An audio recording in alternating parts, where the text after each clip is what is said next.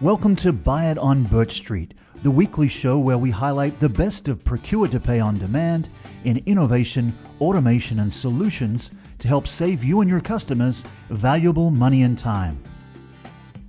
BirchStreet Systems provides global enterprises with multiple locations a complete procure-to-pay business solution deploying cloud technology. I'm your host, Gareth Fraser. Our guest today is Dan Hiza. He's the Managing Director for Europe, the Middle East, and Africa, and with commercial responsibilities over the Asia-Pacific region with our Managing Director in Singapore. It's great to have you on the show, Dan. Great to have me. Thank you so much, Gareth. Pleasure to be here.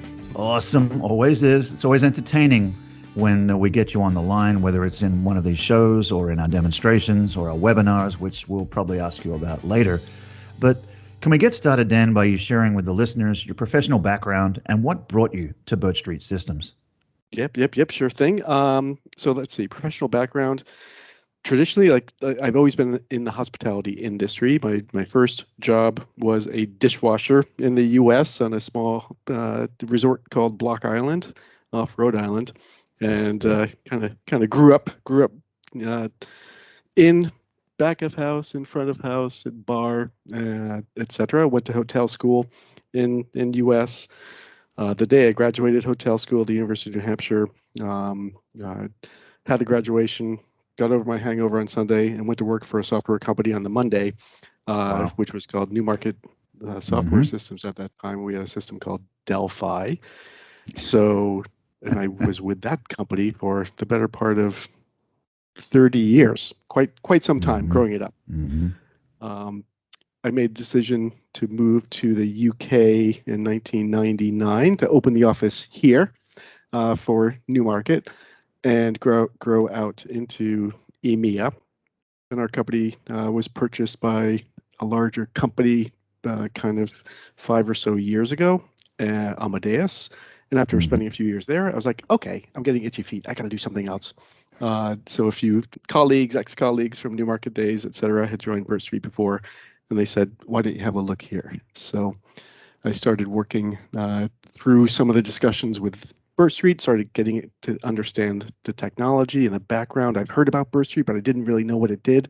What made me come over to the company was A, the team, B, talking to my contacts at Hilton and Marriott and Four Seasons, just asking them, hey, what do you think about BirchStreet? Is it on a scale of 1 to 10? So they gave me great advice, and it was pretty high up there. And then C, when I got to see the software itself, I looked at the depth of functionality, blew me away, and I was just like, wow, this can answer most any question that you throw at it, which is what I was used to in my early days at Newmarket with Delphi. So those things all combined together and said, here's a perfect opportunity for me to take on this role and grow out internationally for the company. Not bad for a dishwasher from Connecticut, exactly. Rhode Island at that time. But it's for our listeners, Dan, you're widely traveled over a career of that many decades, and you can see the value of you here at BirchStreet, no doubt about that, and the customers respond to that. Considering how much you have traveled, and then for such a shift to happen with the global pandemic and various degrees of lockdown, your region has seen, and that you interface with APAC, some significant lockdowns, and some countries are only emerging now. What, in your view, industry changes-wise, have you seen emerging from the pandemic? Where are we headed in the hospitality industry? It varies country by country, region by region. It's very localized. And I think that one of the main words that this come up is that people who are running hotels, owning hotels, you got to be flexible. Nothing is the same as it was before. Somebody said, hey, we're not focusing on the P&L anymore. We're focusing on survival. I've actually heard a similar statement from many folks over the past 20 months or so. Everything that you're experiencing in North America, South America is happening globally. Here in EMEA, in Asia-Pac. So labor shortages are running rampant. Regions opening, how do you hire for that? And then regions closing again, how do you manage labor and just cost around that? Supply chain is an issue. I'm sure, I know it's an issue in the Americas, but it's absolutely an issue. It's an issue everywhere. So it's not just the US, but it is across EMEA. It's in the Middle East. It's in Asia. It's in Australia. So that is an absolute problem. And when you couple all of that with, not knowing, are the travel corridors going to be open? Is my city going to be shut down Mm. this weekend?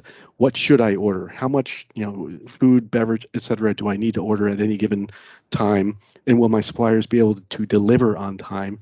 So these are, all the hearts of the conversations that I have day in and day out with clients, up and down Asia Pac as well as here in EMEA.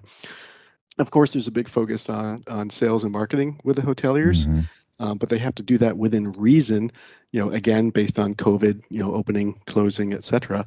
But there's also a big focus on cost savings and indeed, of course, on automation because it's hard to get people back into work. So a lot of companies are spending time, money, effort, energy looking at technology just to help them through, efficiencies and with a perceived and actual lack of labor. I really appreciate how you answered that because it leads into the next question for our listeners.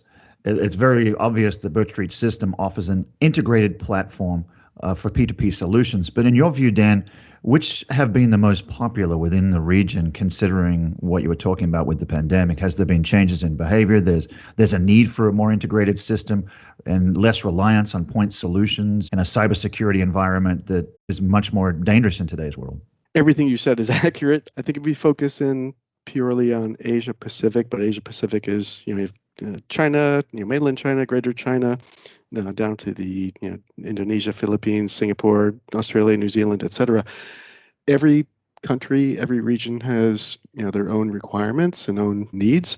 Everybody, of course, is looking to improve efficiencies, both from a procurement standpoint, from a finance and AP standpoint, from an operations standpoint. Some of the bigger box casinos in Asia, Macau, Manila, they have a giant focus on inventory management and warehouse management, as well as just F&B cost control. So recipe management is critical for those big businesses because the amount of food, beverage, operational supplies that they have in inventory any given time, it's in the millions. So they absolutely want to make sure that they have control over what's in inventory. And I would also say in Asia and Middle East, especially, and a bit here in EMEA, sourcing is high up on their list because they need to find and maintain and contract with great suppliers continuously. And they also go deeper into tendering and RFQ and RFX management. Mm-hmm. Tendering, they'll do tenders on a weekly basis, monthly, quarterly, half yearly, annual basis. Tendering is of high importance. A, just to make sure that they're getting the best prices. B, they're contracting with the best suppliers that they can. And C, they're able to rate and grade the suppliers based upon their quality of the goods that they're delivering and their ability to deliver as well on time, based on what they say. With this process of education that you're referring to, you've been one of the presenters of the Champions of Procure to Pay webinar series this year. It's been highly popular, particularly internationally.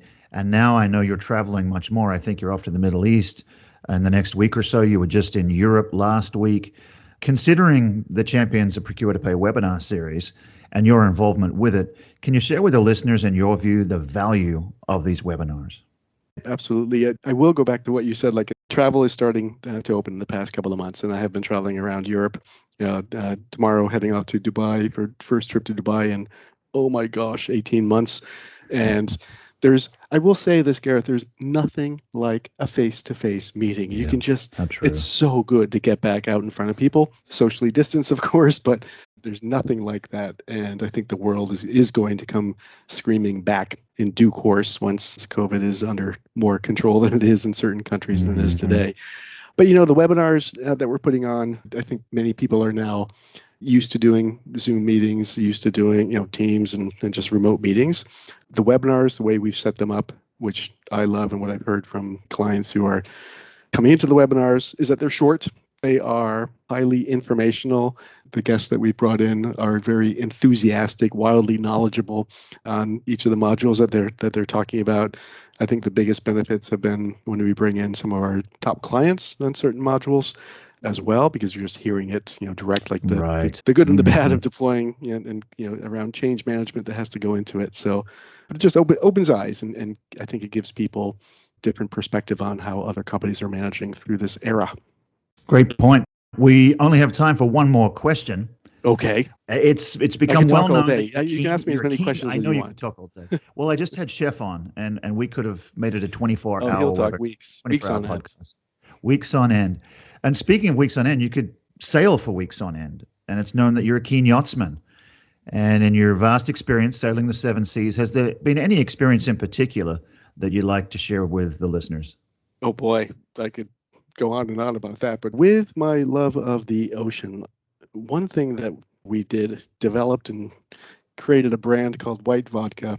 On one side, like, I'm a supplier to the industry. With White Vodka, what we do with it is we focus on like South Coast of the UK. We do it a lot with the sailing community there. We sponsor regattas. We're involved in pubs and bars and yacht clubs in South Coast UK, but also around the world. We also do a favorite yachting bar competition once a year. We always get tens of thousands of votes because everybody loves a great bar that has an ocean or marina view. But I would say, like, because we're on the supply side, we are thick into supply chain issues and bottles to corks to spirit, etc. So we're living it on our side, and I would say, my wife is the one managing that business. I more take the accolades and enjoy a good vodka tonic on a Friday night. It's getting close to Friday night here, by the way. But that's what I would say. It is. You're a few hours ahead of us. Maybe I could squeeze this in before we conclude. How have you maintained your accent over this length of time, living in foreign countries, traveling in foreign countries, interacting with foreign languages? How have you somehow managed to maintain the accent you have today? It befuddles me for our listeners. Do I sound that American? Oh my golly. It's flattened out. People ask me that all the time. I'm going to say the same thing to you, Gareth. They're like, you kind of maintained your Australian accent a bit, haven't you? A little bit. It's like Bostonian, but I can't get back to Australia right now. It's it's emerging.